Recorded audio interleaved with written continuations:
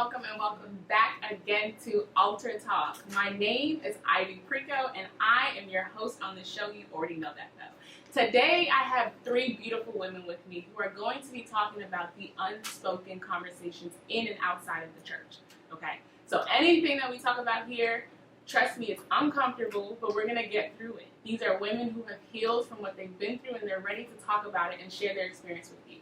Don't leave, stay. I'll be right back. Hello guys, we're back again. Thanks for holding on tight. Today I have three beautiful women with me. I have Miss Theo, I have Miss Safi, and I have Miss Gina, who will all be talking about, as I mentioned earlier, unspoken conversations in and outside of the church. So we are actually just going to dive right into it. I like to get juicy. I like to understand what is going on. I like to hear other people's experiences and how they've healed from that experience. So I just want to read a quick statement before we start about a man who wrote about wedlock and how he perceived it before he actually got to really understand what it was. So here we go. He said, "It has been perceived that having children out of wedlock is somewhat trashy, and the women that have babies out of wedlock are irresponsible and thus undateable. However, this mindset is flawed. It is flawed because it is wrong to judge someone based on something you do not fully understand. Perhaps the mother had an irresponsibility, then she had been, immature at the age, or perhaps it was irresponsible at all, or perhaps it was not irresponsible, at all, but rather a calculated decision with an assumed life partner." So because we as humans, we like to judge based off of what we don't know, I want to talk about what we know. And that's what this show is about. What society thinks and what we know is the truth. And that's what we're going to talk about today. So, ladies, hi, welcome.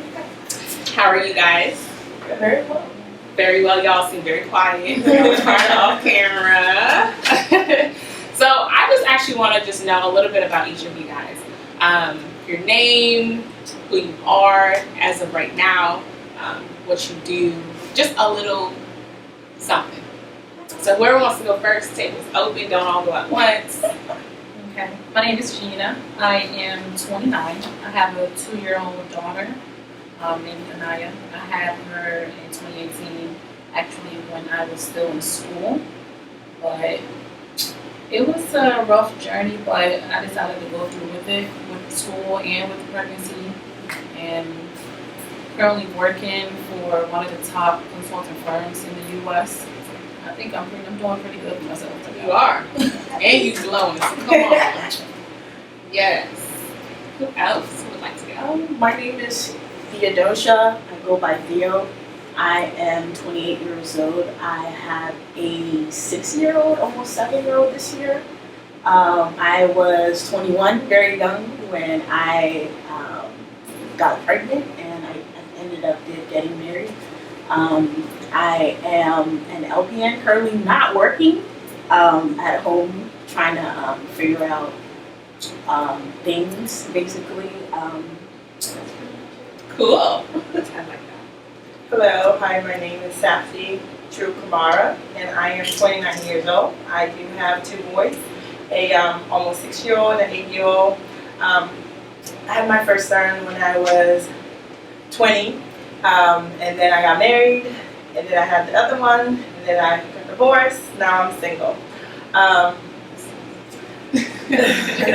am a nurse. I'm a registered nurse, and I am also the author of Become a Vessel unto Honor. And I'm here to share what I know about having a kid out of wedlock. Cool, and we do remember her from last week. So we're going to dive into these questions. One thing I want to know, because I do have family members who have also had kids out of wedlock, had kids before marriage. And so one thing I want to know is, what were your biggest fears and your biggest struggles during the time? Yeah. Whoever wants to go. My biggest struggle, you said struggle and fears? My biggest struggle was communicating that to my parents. I come from a very disciplined home. Right. My parents are Muslim, and the highest level of discipline is in a Muslim home. Telling my dad that disappointment and hearing him, just being disappointed at me or, for the decision that I had made. So for me, that was the biggest thing, was disappointing my father the most important. And did you tell him in person or did you call him? Well, because my parents are still in Africa, Sierra Leone, so it was via phone. It was crickets on the phone. Yeah. So, say what you gotta say, all right? Yeah. How about you? I think my biggest struggle was, of course, one of them was having to tell my mom.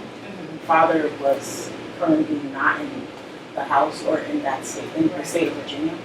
So I was having to tell my mom, and then also being that I was in the church and very active in the church, having to deal with the shame and the guilt that came with that, and being perceived as fake or phony because you made a mistake. Right, like you're preaching the word, Right. but then you're Right. Mine was pretty different. Lucky for me, I wasn't even in the state of Virginia. So I happened to have moved to Pennsylvania in 2017 for school to finish my last year. It took me quite a while to finish school, but I decided to go back. Glory to God. So I moved out of state to Pennsylvania, and I don't want to say it was something that could have been prevented. Well, it could have been, but we both didn't. Right. So we had it coming. But my biggest fear was, am I going to be able to finish school? I had 1 year left. Am I going to be able to finish school? Am I going to be able to take care of her? Like, what am I going to do? Family-wise, I wouldn't think my family finding out was like a problem. Actually, my daughter's father actually took that weight off of me and told him himself. Oh. He reached out to my mom and told her. I was like, Oh, okay. That's different. very different. I guess till this day, I don't know why, but when I do talk to other people about it, they will say maybe it's the excitement that made him do that. He called and talked to her, so what do we need to do going forward? I'm guessing traditional wise, being Africans, when somebody gets pregnant, they initially want, especially to marry us. Right. So that's what he was asking about, was what we need to do, if his family need to come to our family house and talk and stuff like that. But my only biggest fear was just finishing school. And that can be pretty devastating. So being somewhere in your life and then, unintentionally get pregnant. And it's like, now what do I do? Do I leave it? Do I continue? Do I pick it up? Like, what do I do? And for you guys, you were in school, you were still in the church. Where exactly were you when you? I was also in school. I just started nursing school, and I had just gotten saved. So I knew the words, Right. but I was still getting it in. Yeah. And that's what females don't talk about, right? So although, and I'm included with this conversation because although I have this show, it's Altar Talk, it's based off of, God, I'm still a sinner at the end of the day. I still have my struggles. I still fall short. So we're not perfect, right? And one question that I ask a lot is, did you ever feel devalued as a woman? Once you had a child, did you feel like your worth went down? Did you feel like men would look at you differently? I think that I never saw myself as devalued. My perception of me didn't really change per se, but the way people perceived me changed, right? So, because you had a child out of wedlock, they just assume that you're up to no good, right? That, you probably weren't related with somebody that's also up to no good, and especially in the African community, because if you come from a disciplined home and a home that, taught you right, you won't be in a situation as such.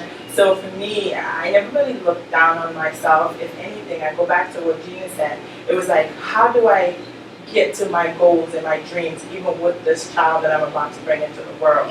That was my biggest thing, after the disappointment of my family. But I have this thing where I like to turn a deaf ear to what people say and just look straight and focus on what's in front of me. See, I need your type of energy because I snap back quick, right? And I snap back very humbly, very quick, and that's even inside the church. And I've gotten into trouble with that. But it's like I can't allow people to say certain things without me giving them a response. Like I can't turn a cheek at all. See, I've disciplined myself to I don't need to respond back to people. Because at the end of the day, you don't pay my bills, you don't feed me, you don't take care of my daughter. Right. People are entitled to their own opinion, and they're going to feel and say whatever they want to say. So I usually, I'm always on, especially now during quarantine season, it's all these Instagram lives about single moms, and it's a whole lot of boys in the comments. Being a single mom is this, is that. I just blank it out. I even laugh at it because I feel like having a child and then being a single mom, your value actually top notch. Because at this point, you're fertile, and men want to date. Most men, I would say, want a woman that can have kids with them. So me having this child says to where my future husband is, I'm able to have kids for him one day. God willing, I'm able to have more. But I feel like just that alone doesn't devalue you at all. It just adds just a little bit of bump to my value already. Right. You know? Right. I've heard men say that they actually want to date women that have kids because it shows them that she's responsible. She knows how to take care of herself. She can take care of her kids. She can take care of him. You know, she already has that family orientated, value within her. So I've heard men say that they would prefer somebody who has, especially now in today's time, because people aren't ready to settle down. People playing games with people. People, mess with people's emotions. Like it's too much. So It's show commitment. yeah, right. Like you're willing to make this work. I think for me, because I was 21, and everybody develops at a different rate. And I feel like at that time I was immature. I didn't even know what it meant. I didn't even know what my value was at that time. And I could say that was one of the factors as to why it led me to where I was. Because I was a virgin when I conceived with my husband. I wasn't even into that stuff. Right. But nobody knows that. Right. They assume that, she been doing it. Right. He was my first, so. I didn't know my value at that point, but now, going off of what Gina was saying, growing up and realizing that, and I also believe that guilt also played a factor in that. Growing up and realizing, and also growing in God and realizing that it's grace over guilt. It's grace over guilt at the end of the day, and whatever past mistake that I made, or let me not say mistake because it was a mistake, past decisions that I made that affected me negatively, that does not define who I am as a woman.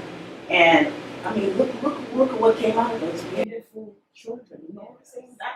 That does add value to you as a woman, and the fact that you're able to, have this child and bring them up to wherever they are, feed them, provide for them, and not only that, speak life into them. That does add value. And I do want to commend all of you guys and the women that are watching here too that have had children before marriage, that it is not easy.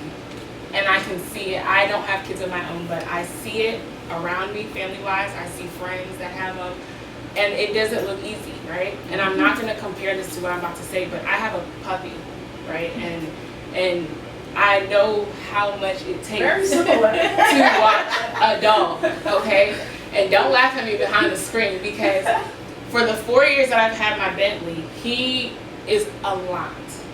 And I'm not comparing it to a human at all, or having a child, but even just the responsibilities, the vet, the hospital, the haircuts, the food, especially hormone food, right? Like it's crazy. So to do it on your own, and then you have school, then you have, mommy, I want this, mommy, I want that. Like, I can't.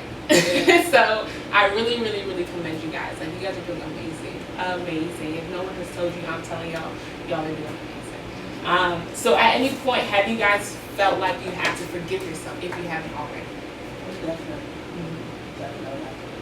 Yeah. That's I feel like for me that was one of the key factors to stepping onto that road of healing. Right. Was that I had to forgive myself, because already you have all these, and I come out of the diamond community, we know, some of us know how the Ghanaian, I can only speak for the Ghanaian community because that's the community I come from. Right. You know, there's a lot of chit chat, you know, because that's just how our community is, unfortunately. And already dealing with that, and somebody will call it, oh, somebody said this about you. Somebody will go, oh, somebody said, and you try to like, you want to like defend yourself, you know, but sorry,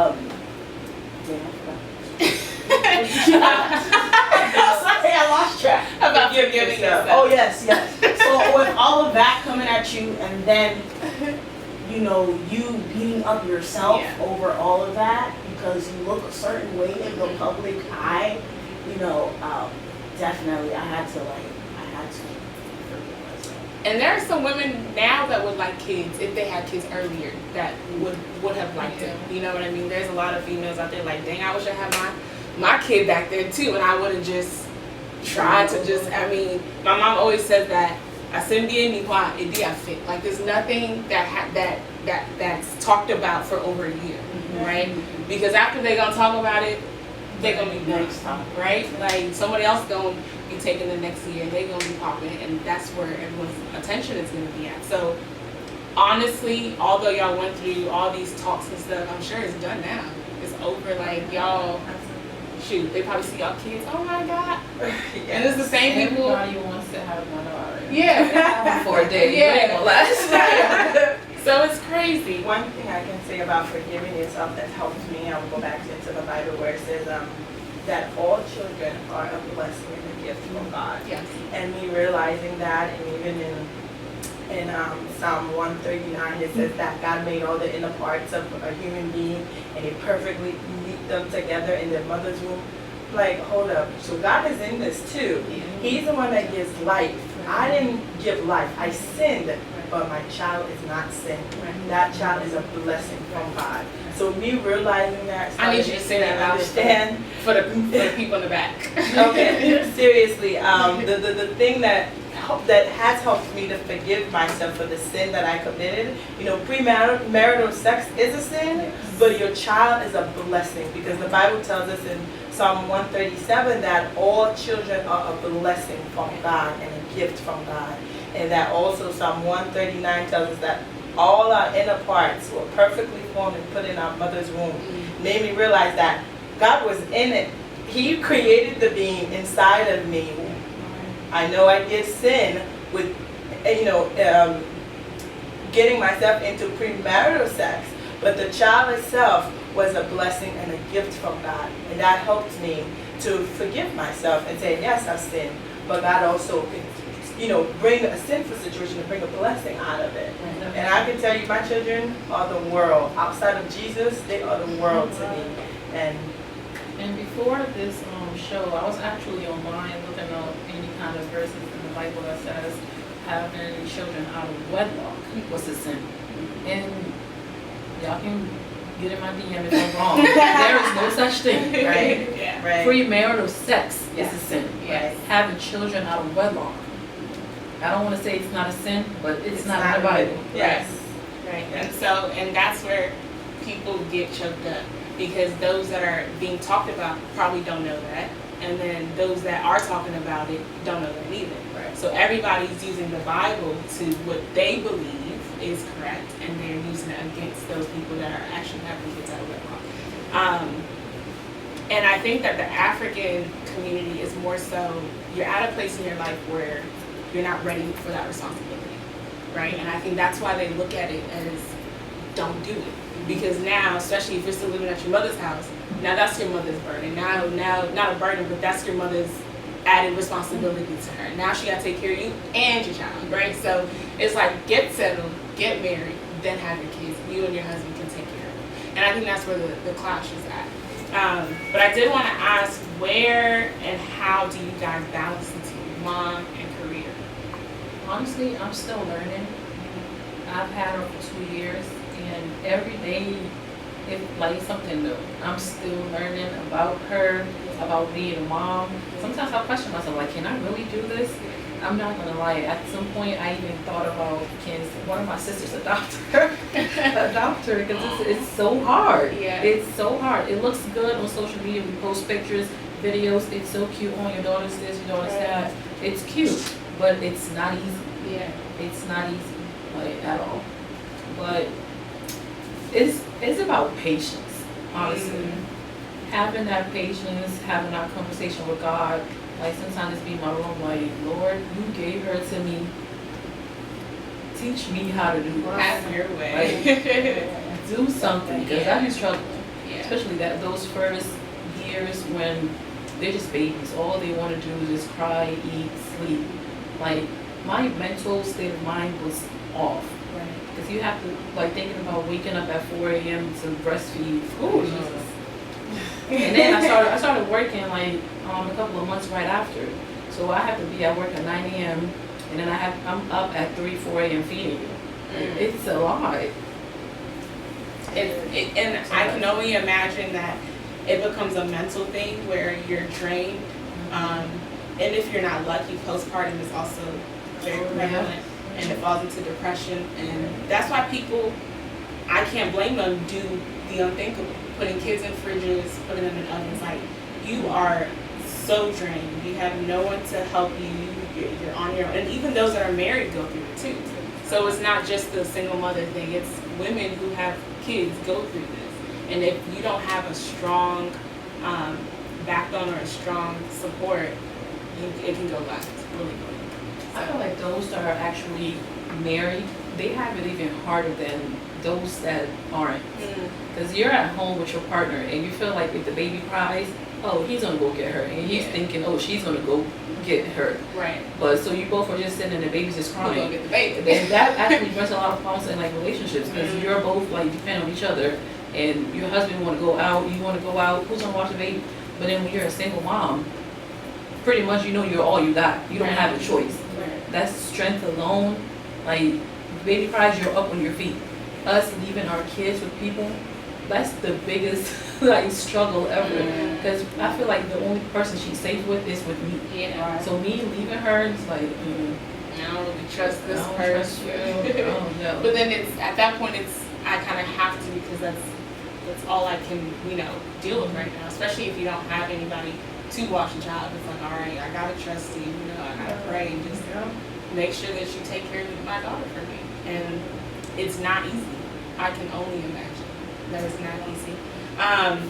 And so another thing that I actually wanted to talk about is, how has God shaped the experience that you guys went through to become who you are now, and the woman that you guys are becoming? Have you seen the purpose of why it happened? Have you seen, oh my gosh, God has used this specific thing to transform me? I think in this life, every major event has a purpose to it.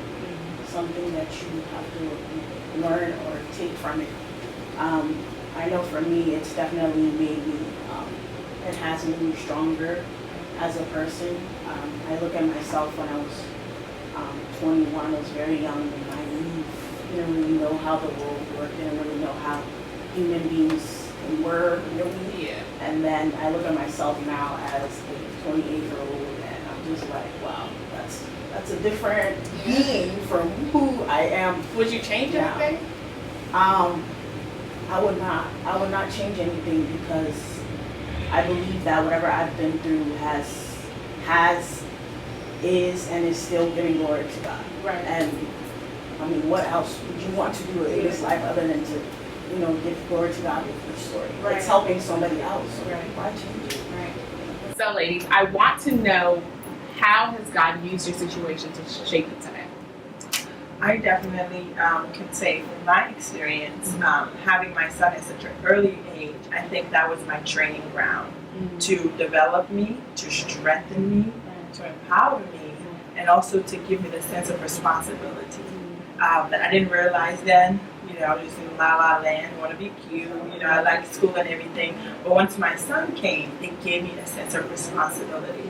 And as child of God, or as children of God, we all know we have a responsibility in the kingdom of God. It's not just to be a cute, mediocre Christian. There are lives out there that we need to feed and use our lives and our, stories and our experiences to feed into those lives that may be behind us, a generation behind us, or even people in our generation. So my son's situation, having him at such a young age, has really taught me responsibility, and that I don't live for me, but I live for so much more people around me, including my children. Yes. Amen. And so, did you go ahead? I'll say for me, just having her alone and thinking about other children, it has actually, since I had her, I all of a sudden want to start a nonprofit, which I started, and it's mainly to build a shelter in Ghana for children. And I feel like just because of me having a daughter, I feel like seeing kids that don't have what I guess I could say what she has, it's kind of heartbreaking. So it's made me want to do that, to do that back home. And now all of a sudden this business mode, because I want to give her more than what I had. I think that's every parent's dream, to give our children what we couldn't have. I'm trying to start all these businesses, business move, this, that, so she can have that future goal, future plan to be somebody, and to have that access to get to those places that our parents didn't really help us get to. Yeah. And I think, and especially being African mothers, it's more so what our parents came to America for. They try to give to us. Right. Now we're here, we have it. Now we want to give better to our kids. So definitely keep it going. Definitely keep it pushing. Y'all are, I keep saying this on and off camera, that you guys have been doing amazing. Amazing. So let's talk a little bit about being an African mother. The difficulty of being an African mother is different than being a Caucasian mother. It's different than being, maybe an Asian single mother. My opinion, think that African single mothers get it harder. Like, the insults in your language are worse than the insults in English. I'd rather somebody insult me in English than insult me in Tree. Yeah. Because what they're going to say in Tree will hit harder than what they're going to say in English. So just insult me in English so I knew. But how is it? What is the most difficult thing as an African mother that you faced? I say for me, even though my daughter's very smart. Trying to teach her both languages. I speak Ghana and her dad is Tree. So it's kind of like, which language she would speak? On top of English. It would be smart to teach her both. Yes. But can she learn both? I mean, she's only 2 at the end of the day. But every now and then I do try to speak my language to her. And it would be funny, you actually hear her, she could say, if you ask her to sing, she's like, yeah. I don't think she knows what it means, but that's one of the biggest things that I want to do for her, to have her learn both, all 3 languages actually. So that's a struggle. And she's at an age where she'll pick it up quick. Exactly. Right now they pick up anything. Yeah. Everything that she says now is from all these things that she's watching on TV. So I laugh because I have a niece too, and she watches YouTube, but she watches Asian YouTube. So she's learning how to speak Chinese. She's learning how to speak, everything but what she needs to be learning. And so it's smart. And she's very, very. If you watch my YouTube, she's the girl that did the Don't Rush challenge. I think that's what it was. That's her. I can turn on a camera and I can tell her what to do, and she'll do it. Right? She'll be on YouTube. She'll pick up some languages, and we'll be looking at her like, what? So I definitely believe she's gonna pick it up, and she's very capable of picking it up. Very, very capable. What about y'all? Definitely the language barrier. I think I'm from Sierra Leone, we speak Creole, and my ex-boyfriend then and ex-husband now, he's from Nigeria. So yes, it's hard because my kids don't really know how to speak his language, nor do they know how to speak mine, because we struggle with that. It was just, I think we could have done a little better, but it ended up being they just know English. Yeah. And they will hear their grandmother speak to them and they respond, but they can't speak it. Yeah. So it definitely, that language is hard to instill in the kids. But I also think just what makes it harder for us is that as an African child, the expectations are always high.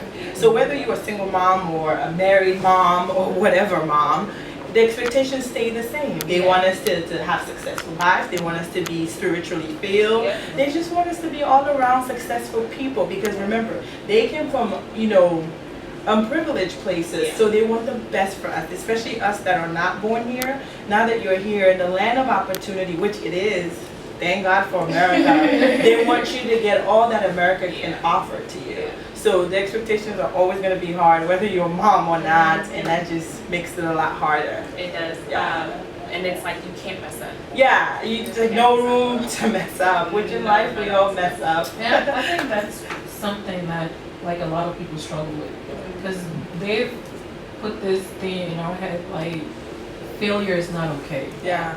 And honestly, it's okay to fail. Yeah. Like you learn from it. succeed. But if you do it in the African community, you just get labeled as a failure, and it's actually like breaking a lot of people. Yes. Yeah. Why can we not fail? We just learn from it. You learn and grow and mature from it. Yeah. Yeah.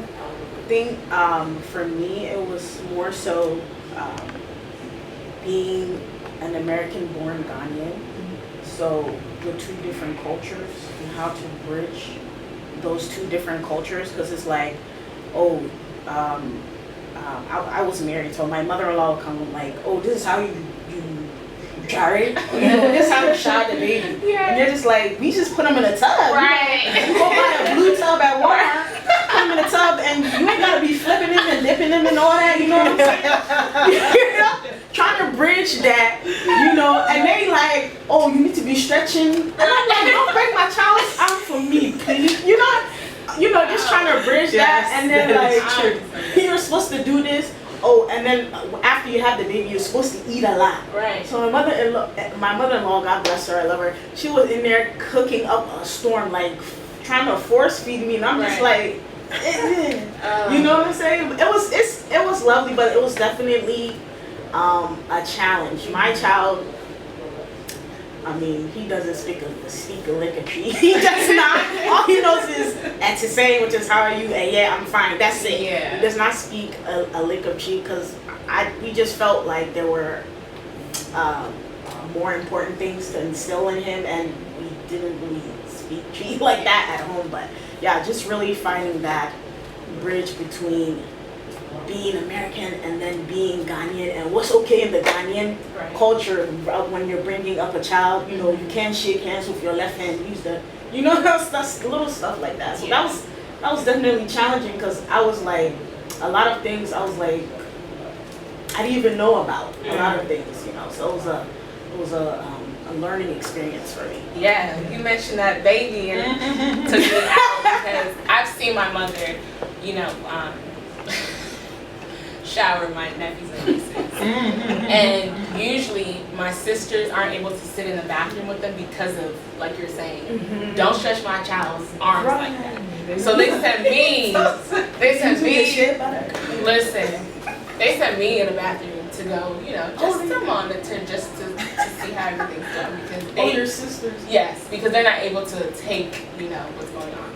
And when I tell you, I've sat in through every single one of them, and I literally told my mom, like, be careful, like, don't. She'd be like, what do you call, like, you're making too much noise, just leave, like, I can't. And it helps them. My mother did it to me, I'm sure, and my siblings too. Our parents did it to us too, which is why we're very strong and healthy. Like, it's not gonna kill them, it's not gonna hurt them, but just to watch a baby cry because your mother is literally stretching the baby, and I'm like, oh, this is different. It's slippery. They got them on their lap. This is different. It's like, oh no. But the things that they were doing to our children when we get like older and our kids have kids. Yes, the exact same thing. For me growing up, I know my mom, when we got new furniture, especially couches, we couldn't sit in it. Like, not Plastic bag all over. Not even, no. My mom didn't, she didn't put no cup. You cannot sit in it. Wow. You have to sit on the floor, or you gotta go get a different chair and come sit on it, right? And we lived with that, I wanna say, for some time, until she felt that her own kids could sit in the furniture. And I believe that one day I'm gonna have a 3-year-old. I'm gonna say, you can't sit here, sweetie. Not until mommy feels like you're responsible enough. And I think that's really what it is. Yeah. She didn't trust us bringing water or bringing juice or whatever to that section of her new furniture. I believe I'm gonna do that when I grow up. I probably most likely will. You cannot mess up my $600,000 furniture. We go sit on the floor too. Exactly. I don't So- know who asked. I recently just ordered a white couch. It's not there yet, but I don't know how that's gonna work. But it's coming. Yeah. The So white couch. Oh my God. well, it's like white or cream. It's white. Oh, see. You're gonna do exactly what your mom did. Nah, sometimes we don't see it then, but when we grow up, we understand. And most African parents will be like, Right. you'll grow up to come meet what I'm doing, what I'm showing you. You're gonna. So I want to ask you guys, how have you guys been dating? How's the dating like? How does it feel? Is it even, popping? Is it not popping? Is it trying? So. I want to say mine's been hard. That's just because now I have a standard. Oh. Yes, I feel I was young. Is when it I a met list my or ex-husband. like- No, well, yes, yes and no. Let's just say Yes the and no, truth. because the number one thing for me, we have to be in unity on our faith. Right. I have to see eye to eye. You love Jesus, I love Jesus. Yeah. When I say that, I don't mean somebody that is an active church goer. I want somebody that has a relationship with Christ. Right. You know what I mean? So I don't expect you to be wearing all these scripture shirt or quoting the Bible every single day, and everything you do is based on that. But I want you to have a relationship with God. Yeah.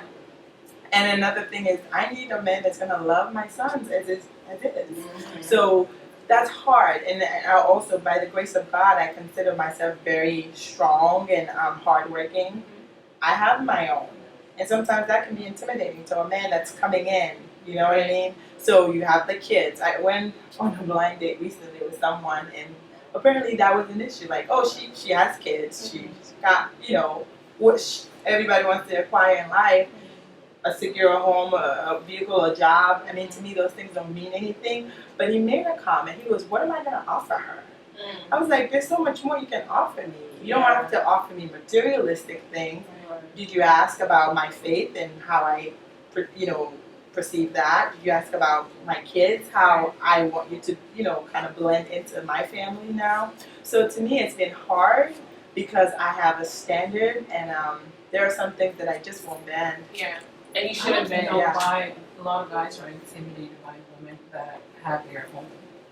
Like they feel like they're supposed to walk into your life and make it all better. Yeah. Like, why would you even want somebody that doesn't have something going for themselves? Right. You know what I'm saying? But I do kind of get it because men are built to provide, to fix, to do, and when they feel like there's not much they can do for you, even though there's so much he can do for me. He can love me, he can adore me, he can cherish me, he can take on my children as his own. We can worship God together. But for him, he wasn't really seeing it that way. I guess he was just looking at the surface level. And for me, it's more than just the surface. when a lot of guys think about providing for somebody, they'll always think about financial wise. Yeah. Right. Don't be a cheater. Provide that for me. Loyalty. Exactly. So communication skills, provide that for me. Right. I mean, know So, how to yeah. go to work, come back. But, I hope to date someday. Amen. It's gonna happen. They will. And you made a comment that your blind date said, in terms of what am I going to give her or provide for, in addition to what you already have. Right. And one thing that rang in my head was he doesn't truly know who and what his purpose is as a man, right? And so he's like, okay, well, she got everything. I ain't got nothing to add to her because she's complete. But the thing is, like you mentioned, there's more to just those things. If a man does not know what he can do to add and put the little cherry on top to the female, then he doesn't know truly who he is in Christ. And at that point, don't bend, don't try to. It's it next. Exactly. That's it. So, anyone else want to add to that? For me, I'm open today and I'm not in a relationship. I mean, getting to know people is one thing, and I do that. Right. But just based off what I've learned and been through from my past, I have serious trust issues. Yeah. So I'm taking my time before I jump into anything with anybody. Because I can't just bring different guys around my daughter. Oh, Uncle A, B, C, and D. No. Like, if you don't, I don't have a list, but if you don't meet a couple of things that I need, simple criteria, right, right, in the end, you gotta go. Yeah. No matter how good of a person you are. Like, people put on the front. And sometimes it takes just you being with that person to know that. But on the outside, what people are seeing is, oh, this person's such a nice guy, but I'm the one dealing with them. You don't see what I see. Right. You know what I'm saying? So if you don't meet certain things, I'm sorry, you gotta go. But it's okay to date. I have a lot of guy friends. They're like, oh, you need to get married. I don't know why people always rushing us to get married. Like, I'm not in a rush to get married to nobody, to end up unhappy, especially at this point in time. Yeah. I know a lot of people that are just, most of them, because they have kids, first they get pregnant. Traditionally, they have to get married. 4 or 5 years down the line, now they're broken up because you weren't happy. Who asked you? Is it by force? Like, just because somebody's pregnant doesn't mean go settle down. If you're not happy with them, don't just go your way. Do what's right for the child. Yeah. And I will never put myself in a position to end up in a relationship with somebody when I know I'm not happy. And I think Thea had mentioned earlier, it's the guilt, feeling like you have to, as well as the pressure. Your parents will tell you, I mean, at this point, just marry the person, right? And then the pressure keeps coming, the family members keep talking, it's like, all right. And so what happens is, if you don't know yourself, you're going to give in, and you're going to want to make everybody else happy, because they want you to get married with the person, and get there, and it's like, oh, now this is my reality, I'm the one living it, so now I have to deal with it. And I think that's where the divorces are coming from. So Go ahead.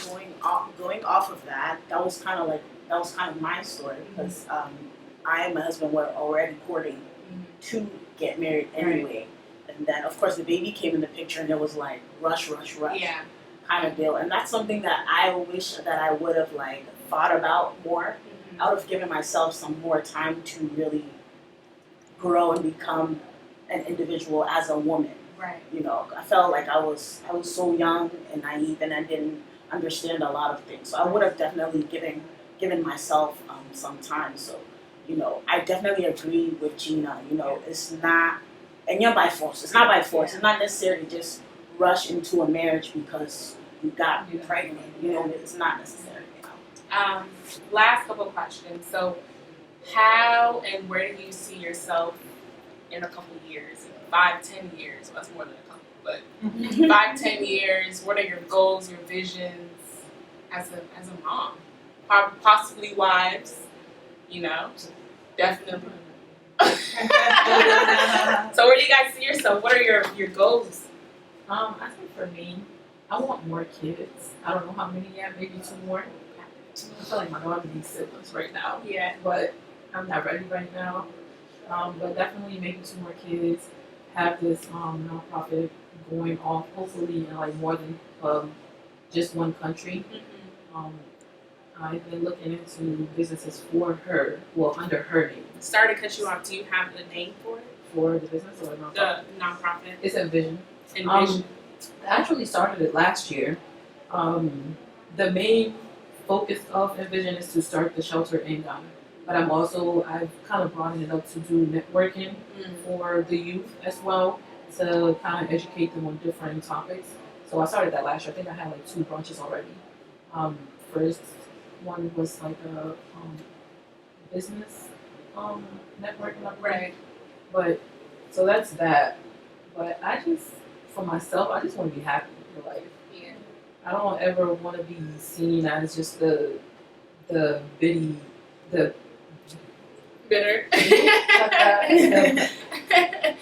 You want to cut it? Okay. I don't want to be seen as the bitter single mom. Yeah. So I definitely want to be working on myself to do what makes me happy before I have somebody else come into my life to add on to that. Right. But I think a few businesses down the road, a nonprofit, married, definitely 2 or 3 more, 10 years, right? Yeah, let's Give them a little.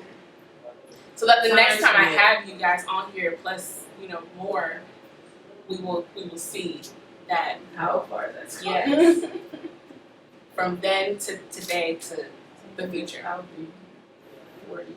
Well, yeah, definitely. Two or three more kids. Two or Yeah. three more kids. Just be happy with the family. Yeah. Have my husband and kids and call that a family. Have a few businesses going. I like it. I'd like to hear it. For me, I definitely will continue working on myself as an individual, growing and giving back to my community, Africa, and just having fun with my kids. To be honest, I want all these goals, I want to achieve all these things, but in 5-10 years from now, I just want to be happy. I'm happy now, but I want to continue to be happy and cherishing every moment with my children, hopefully married and having more kids, and just enjoy life. Love it. Being happy is very important. Very, very important. And it's not just like, oh, I'm happy because I bought food. No, like mentally, physically, emotionally happy where nobody can shake you. Like some guy can come act dumb and okay, bye. And you'll be fine. And that's not just for like single mothers or anything, but for people in general. Like be happy, make sure you know who you are, make sure you understand what you like and don't like. So be happy. I think for me, I definitely want to be more than anything living out my purpose in this life. I want to make sure that whatever God's will is for me, my will is aligned with His will. Whether that includes marriage or more kids, fine. We welcome it in with grace. We welcome it in, but definitely. Living out my purpose. And I do want to start businesses and nonprofits like Gina. Congratulations to you.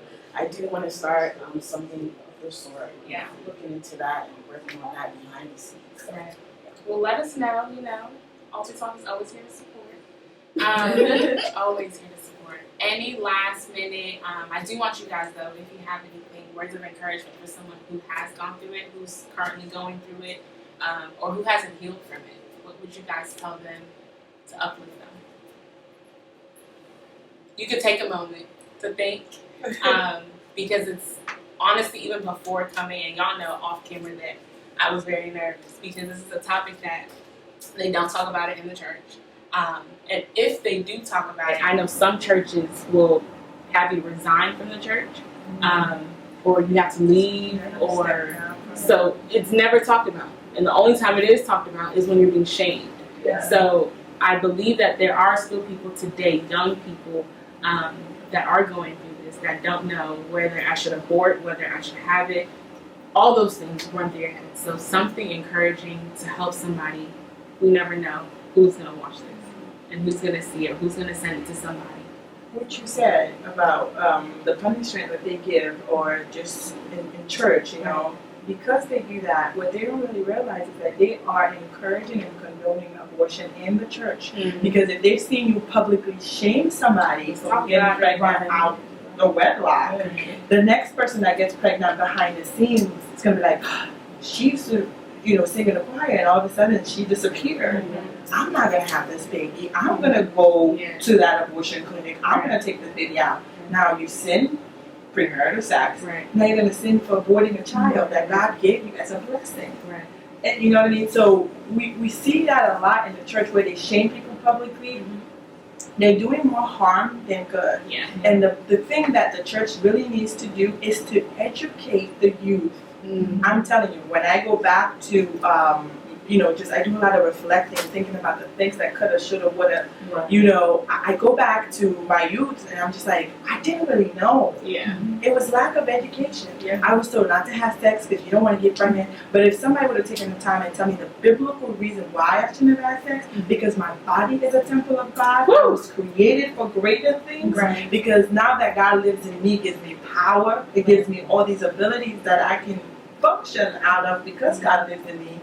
I would have stopped a minute and be like, don't touch there. Don't do that. Don't do this. You know what I mean? Yeah. It would have given you some sort of power over yourself where you don't do the things that that we did. I did it. You know what I mean? Mm-hmm. So I think it goes back to the church. If we really want to see premarital sex decrease and also having children out of wedlock inside the church, we got to go back to the youth and educate the youth. Talk about it, educate them. And if it does happen, don't shame them because God didn't come to condemn. He came to save. Right. You know what I'm saying? So that's my biggest thing with the church that really gets me the cringe when I see things like that. Yeah. Don't use this opportunity to beat somebody up that's already down. Yeah. Let's lift them up and educate. Use that as a platform to educate the younger generation so they don't walk in that same mistakes that maybe we I agree. I don't know why Africans feel like it's a taboo to talk about sex. Right. That's one thing. They're so they're nervous or they're shy to talk about, but we're all doing it. Y'all had me, so I mean, what? What? And I wrote it down here to talk about African mothers or parents saying, "Shut up, I want on you." Right? Don't go get pregnant. But they've never spoken to you about it. How do I not go get pregnant if you don't tell me that I shouldn't have sex? Right? And so if you're not going to talk about the root of getting pregnant, don't tell me not to go get pregnant. Exactly. Right? And so that's where the clash is. We are now here. We are different. We're going to educate our kids on sex, and because at school it's just the surface. Absolutely. At school it's just puberty. It's not the pregnancy stuff. It's how the body is formed and how the body functions.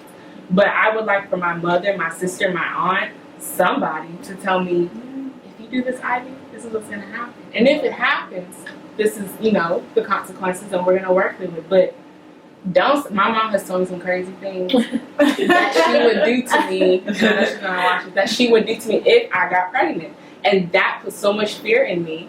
But in God's eye, what I do, even still having sex, isn't better than those that actually get pregnant. Does that make sense? Right. So even though I'm still out there, not now, but even though I was still out there doing crazy things, it didn't, my sin and the person who actually got pregnant, it ain't no different. And so that's why, and so us that don't have kids, they think we're sinless, and then I have friends that do have kids and they look at them different. And I'm like, but I'm probably, I don't know, that's how people have categories for a sin. A sin is a sin. Right, The murder and somebody having premarital sex, it's a sin. Yeah. All wrong. Especially in the African church. Yes. We feel like we put sin, the sexual sin on this pedestal. Yes, it's the highest of them all. That's the highest sin on earth. Divorce, homosexuality, and then we put it's like the baddest sin of all. We all sinning. We, gossip or whatever. Gossip. Let's talk about that. All right. Yeah, especially the Africans. Thank you guys for watching. I do want you guys, though, to say some encouraging words to anyone who is going through it, has gone through it, or is struggling to heal. If you're not having sex, keep it that way, especially if you're not ready. If you're not ready to be a single mom, if you know you're in a relationship that's rocky, just don't put yourself in that situation. And if you do end up in it, honestly, you're going to get through it. We're getting through it. We're still learning and growing from it. It's possible. You can make it happen, and your child can end up running this world one day. Don't let community, parents, Africans, friends, don't let whatever they have to say bring you down or knock you down, because it's all about what you want to give to your child and what you have to offer. Yes. And keep having that conversation with God and do what's best for you to raise a queen or a king that's going to be looking up to you. Because at the end of the day, that's all you got. That's your legacy. Yeah. That's much. Thank you, Gina. Okay. For me, if you're not sexually active right now, and the best thing is just to stay not sexually active, abstinence is the only way, honestly. And honor your body. Have standards for yourself. Know that you're precious just the way you are. You don't have to be involved in sexual activity for people to see you as beautiful, or because now social media makes it seem like the more you reveal, the more you do, the more valuable or pretty you are. Right. You are pretty just the way you are, and if you are in a situation where you're pregnant or a single mom, best believe you will come out of it and allow the situation to grow and develop yourself and take time to learn all that you need to learn. Take care of your kids. Take care of your kids, and know that that's a life that God has given you as a responsibility to take care of, and do your best doing it. Don't shame yourself. Don't allow other people to cry you down. Uplift yourself. Use the word of God to uplift you. And your children will grow to be mighty women or men in this society. It's a gift. It's not a curse. Amen. A round of applause. Yes, Miss Thea. Of course, agreeing with them 100%. You are not married. Try and stay abstinent, especially for us believers. I believe that sex within a marriage is great. So keep it that way. Let's keep it that way. If you are pregnant or you have had a child out of wedlock, just know that it's okay. Just know that you are still beautiful. You are still purposeful. You still have something to show and give this world. It is not the end. If you are a believer, remain in God, abide in Him, abide in God, stay in your word, because there will be different voices, negative voices coming at you left, right, and center. But if your relationship with God stays intact, I'm telling you, that will be your saving grace. That is what is going to lead you to your purpose. So it's not the end. Keep pushing, and then think about your child. Think about your child too. When it comes to depression and suicidal thoughts, think about your child. You have to be there for this other human being that looks up to you and thinks that you are the world to him or her, you know. So remain, and have you more point there for that. Yeah, that's pretty much. I wanted to add something for those that are sexually active. It's up to you. It's a sin. We all sin it, but we all don't. Right. If you're in a relationship and you know you're not ready for children right now, use protection. Right. Yeah. Don't let these boys, these men lie to you about what they have planned for you in the future. It's all lies. Initially. If a man really wants to settle down with you and wants to be with you, he's going to be with you, and he doesn't have to, I don't want to say use you, because I mean it takes two to have sex, you know.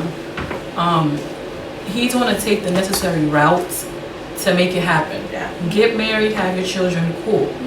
But always have that mindset, especially if you do end up getting pregnant with a boyfriend. Always have that mindset. It's possible you're going to end up raising this child by yourself.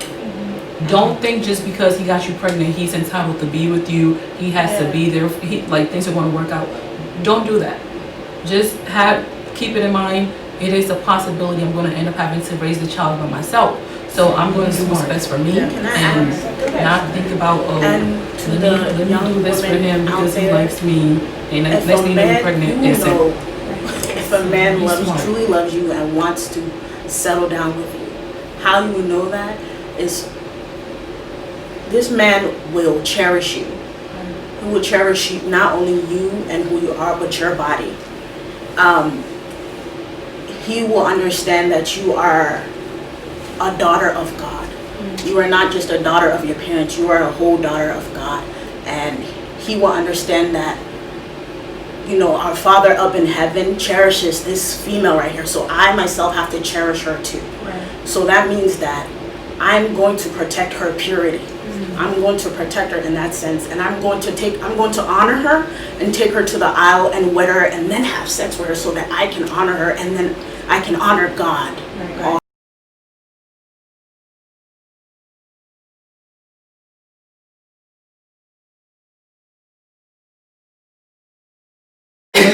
You know, they have this thing about guys don't want virgins anymore.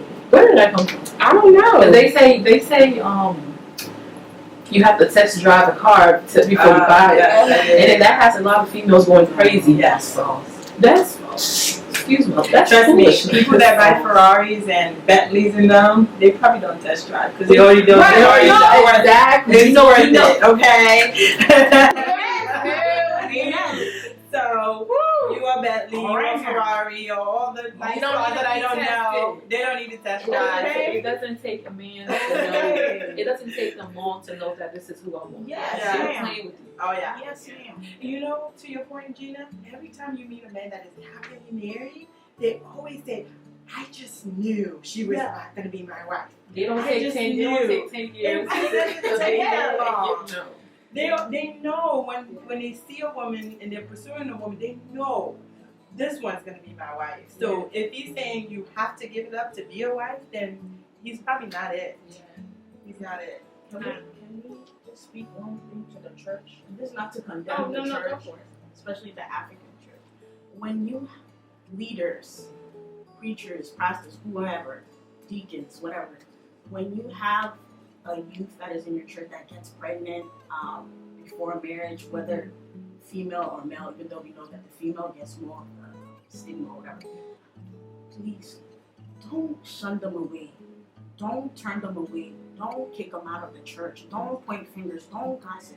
Call the person up and speak life into that person. Speak life into that person. Because I tell you, when I was pregnant, abortion came in the picture for me because I was like, yo, you up in the church preaching. Here you are pregnant. What do you know what I'm saying? But I knew that I could not do that because at the end of the day, I had a covenant with God. I can't, that's a whole child.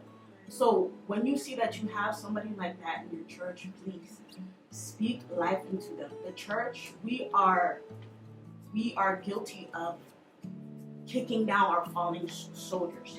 Our soldiers fall and we kick them over. No, when your soldier falls, you pick them up. You take them to wherever they have to go. You put balm on their whatever, on their wounds and whatever. You fix them up, and then you put them back on the front lines or wherever. You don't, So please, let's try and do things different. Let's try and do things differently. I love it. And that's why we have this show where we can sit and talk about it and learn, because if no one talks about it, we're all going to be guessing. We're all going to be assuming, and it's just going to keep going and going and going. But having a child before marriage, having a child intentionally before marriage, whatever the case may have been for you or for y'all, we know that we serve a forgiving God. Yes. Maybe humans aren't forgiving, but we know that we serve a God who is forgiving. And even if we sin as bad as murder, as bad as having a child, as bad as stealing out my mother's pot of soup, I know that my God is a forgiving God, and He has this grace that is so sufficient for us. And so remember that always, always, always. So I just want to say thank you, ladies. Thank you, thank you, thank you. Thank you so much. Altar Talk family, I just want to say thank you so much for tuning in once again with us. I bless every single one of you. Don't forget, a week from today, we're going to come here and talk about another uncomfortable conversation that needs to be had. So set your calendars, set your times, 5 o'clock every Saturday. Meet me here. Bye, guys.